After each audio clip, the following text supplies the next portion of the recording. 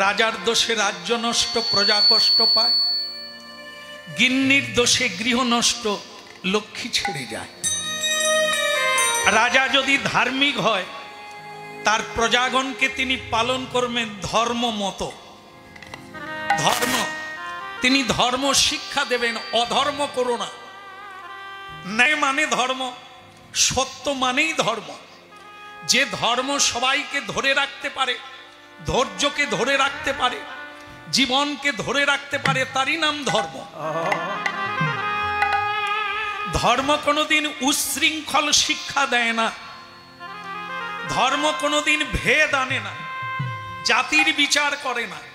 ধর্ম সবাইকে সাম্যবাদ শিক্ষা দেয়, এক, যেটা আজকে দেখলেই বোঝা যায়। আজকে হাজার হাজার মানুষ হরি নামের তলায় এসেছেন মহাপ্রভুর কাছে। কোন ভেদ আছে? কোনো আলাদা ভাব নেই। সব গায়ে গা লাগিয়ে, কে কোথার থেকে এসেছেন তার ঠিক নেই, কিন্তু গায়ে গা লাগিয়ে বসে আছে।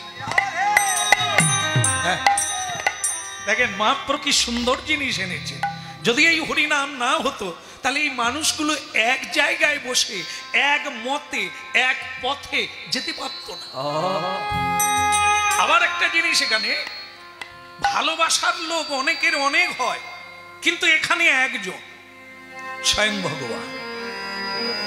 তাকে ভালোবেসেই এখানে আসা, তাকে ভালোবেসেই এখানে বসা, তাকে ভালোবেসেই তার কথা শোনা। হরি বল, হরি বল। তাহলে বুঝতে পেরেছেন মহাপ্রভু ধর্ম শিখাতে এসেছেন।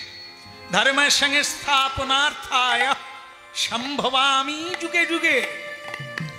গীতা ভগবান কৃষ্ণ অর্জুনকে বললেন, যখন মানুষ ধর্ম ভুলে যায়, অধর্মের পথে পাড়ি দেয়, যেটা উচিত সেটা করে না, যেটা অনুচিত সেটাই করে, তখনই আমি পৃথিবীতে আবির্ভূত হয়ে ধর্মটা বুঝিয়ে দিই, পথটা দেখিয়ে দিই।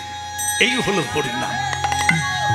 আজকের কীর্তন মহাপ্রভুর বাণী, তিনি পথ দেখাচ্ছেন, আমরা সেই পথ দেখব, সেই পথে হাঁটব।